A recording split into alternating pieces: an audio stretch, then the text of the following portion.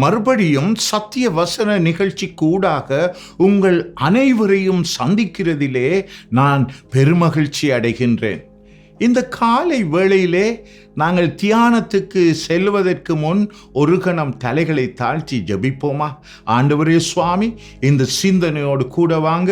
பரிசுத்த ஆவியானவரே, எனக்கு உதவி செய்யுங்க. இந்த சிந்தனையை கேட்கின்ற ஒவ்வொரு உள்ளங்களோடும் நீங்கள் பேசுங்கள், கிறிஸ்துவின் நாமத்திலே. ஆமென். ஆண்டவருடைய நல்ல நாமத்திலே இந்த தியான நிகழ்வு கூடாக உங்களை சந்திக்க கிடைத்ததிலே நான் பெருமகிழ்ச்சி அடைகின்றேன். அப்போஸ்தல நடபடிகள் 2ஆம் அதிகாரம் 43 45 வாக்கியங்களை நாங்கள் இந்த காலை வேளையிலே உங்களோடு சிந்திக்க நான் விரும்புகின்றேன். அவர்கள் அனைவருக்கும் பயபக்தி உண்டாயிற்று, விசுவாசிகளும் ஒருமனப்பட்டிருந்தார்கள், சகலதையும் பொதுவாய் வைத்து கொண்டார்கள். இந்த வாக்கியங்கள் எங்களுக்கு கொடுக்கின்ற செய்தி என்ன? திருச்சபை அல்லது விசுவாசிகள் ஆவியால் நிரம்பி வாழுகின்ற பொழுது திருச்சபையிலே பல அற்புத அடையாளங்கள் சொந்த வாழ்க்கையிலே, குடும்ப வாழ்க்கையிலே, திருச்சபை வாழ்க்கையிலே காணத்தக்கதாக பரிசுத்த ஆவியானவர் அன்று வழிநடத்தினார். இன்றும் பல இடங்களிலே வழிநடத்தி கொண்டிருக்கிறார். இந்த பகுதியிலே ஆரம்ப திருச்சபை அங்கே அந்த வாழ்க்கை எப்படி இருந்தது என்பதை மிக அழகாக எடுத்து காட்டுகிறது. அவர்கள் வெறும் கூட்டம் அல்ல. இன்றைக்கு திருச்சபை பல இடங்களிலே வெறும் கூட்டமாக மாறிவிட்டது. ஆனால் விசுவாசிகள் எனப்படுவோர் ஒவ்வொருவரும் தேவ வல்லமை பொருந்திய தனித்தனி நபர்களாக இருக்கிறார்கள் என்பதை அந்த ஆரம்ப திருச்சபையிலே நாங்கள் கண்டோம். வேத வாக்கியங்கள் எங்களுக்கு தெளிவுபடுத்துகிறது.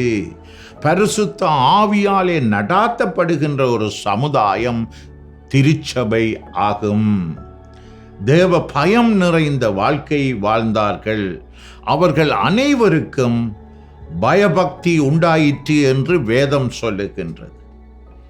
தேவனுடைய அந்த வல்லமை நிறைந்த செயல்பாடுகளை கண்டபொழுது கிறிஸ்துவின் மாதிரியான சபையின் தலைவர்களாக, போதகர்களாக அவர்களை கண்டபொழுது நல்ல சத்தியங்களை, நல்ல ஆழமான தேவ போதனைகளை விசுவாசிகள் கேட்டு அதனாலே நிறைவடையும் பொழுது அங்கே மக்கள் மத்தியிலே சாதாரண பயம் அல்ல.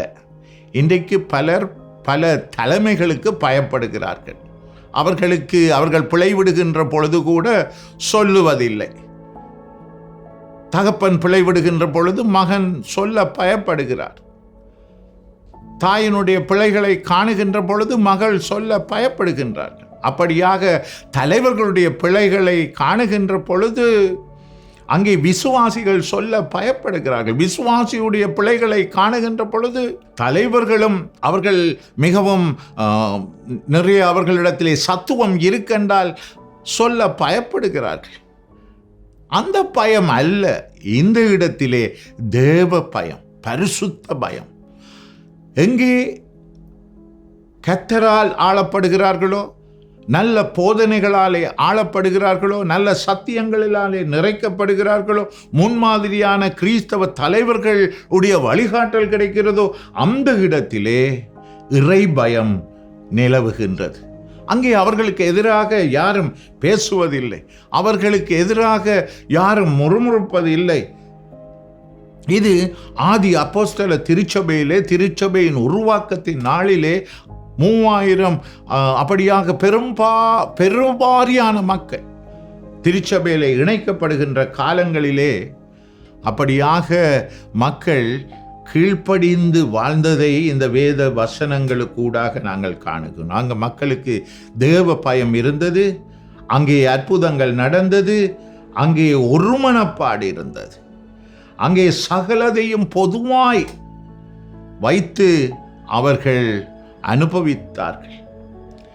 இன்றைக்கு பல இடங்களிலே நாங்கள் ஒருமனப்பாடு உடையவர்களாக இல்லை. காரணம், ஒருமனப்பாடு உடைய காரியங்களை அவர்கள் பேசுவதும் இல்லை, அதை செய்ய தூண்டுவதும் இல்லை, உற்சாகப்படுத்துவதும் இல்லை. ஆனால் நல்ல காலம் எங்களுக்கு வேதம் இருக்கு. எங்களை வேதம் ஒவ்வொரு நாளும் என்னுடைய காலை தியானத்தில், ஜெபத்தில், என்னுடைய தனிப்பட்ட வாழ்க்கையை உற்சாகமாக கடவுளுக்கு பிரமாணிக்கமாக வைத்து கொள்ள வேண்டும் என்பதை மறுபடி எனக்கு அழுத்தம் கொடுக்கிறதாயிருக்கிறது.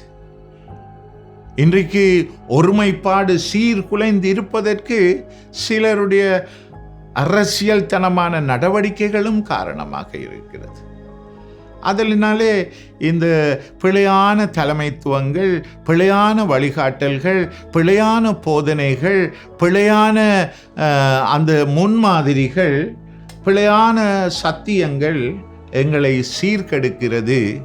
நல்ல சத்தியங்கள், நல்ல வழிகாட்டல்கள், நல்ல காரியங்கள் எங்களை கடவுளுக்குள் நிலைப்படுத்துகிறது. அதனாலே நாங்கள் வேதம் சொல்லுகின்ற பிரகாரம் அவருக்குள் வளர்ந்து எங்களுக்கு இருக்கிற ஆற்றல்களை, சில பேருக்கு பாடலாம், சில பேருக்கு நடிக்கலாம், சில பேருக்கு நல்ல கவிதைகள் எழுதலாம், நல்ல வர்ஷிப் லீட் பண்ணலாம். Christianity finally is a team work. நாங்கள் கிறிஸ்தவர்கள், நாங்கள் ஒரு குழுவாகத்தான் முன்னேறி வளர்கின்றவர்கள். தனித்தனி ஒவ்வொரு நபர்கள் தங்களுடைய திறமைகளை காட்டுவதற்கு கிறிஸ்தவ ஒரு நிகழ்ச்சியை நடத்துகின்ற கூத்து மேடை கிடையாது. அதனாலே ஒவ்வொருவருடைய தனி திறமைகளை நாங்கள் மதிப்போம். மற்றவர்களுடைய திறமைகள் எல்லாவற்றையும் ஓரிடத்தில் ஒன்று குவிப்போம். தேவையான இடங்களிலே தேவையான காரியங்களை செய்வதற்கு அங்கே நல்ல வழிநடத்தல், நல்ல தலைவர்கள் இருந்தால் அவர்கள் அந்த வழிநடத்தல்களுக்குள் எங்களை தள்ளி நீங்கள் செயல்படுங்கள் என்று சொல்லுவார்கள். ஆனபடினாலே அன்று அது இருந்தது. எல்லா காரியங்களையும் கொண்டு போய் அப்போஸ்தலருடைய பாதங்களிலே வைத்தார்கள். தேவை உள்ளவர்களுக்கு அந்த சமுதாயத்திலே என்னென்ன தேவைகள், வேண்டுதல்கள், பிரச்சனைகள் இருந்ததோ அவைகள் சந்திக்கப்படத்தக்கதாக நல்ல தலைவர்கள் வழிகாட்டினார்கள். இன்றைக்கும் இந்த காலை வேளையிலே இந்த செய்தியை கேட்டுக்கொண்டு இருக்கின்ற சகோதரனே, சகோதரியே, நீ எழுந்து நல்ல போதனைகளினாலே கட்டப்படு, நல்ல முன்மாதிரியான தலைவர்களை கொண்டு நீ உன்னுடைய வழிநடத்தலை பெறு, ஆலோசனையை பெறு. அதே நேரத்தில் ஐக்கியமாக இருந்து உன்னை பகிர்ந்து கொடு. நீ உன்னை 4 சுவர்களுக்குள் அடக்கி கொள்ளாதே. உன்னை முழு உலகத்துக்கும் பகிர்ந்து கொடுக்கக்கூடிய ஒரு உண்மை இயேசுவின், கிறிஸ்துவின் தொண்டனாக நீ முன்னேற நீ இந்த காலை வேளையிலே உன்னுடைய வாழ்க்கையிலே ஒரு தீர்மானத்தை எடுத்துக்கொள்.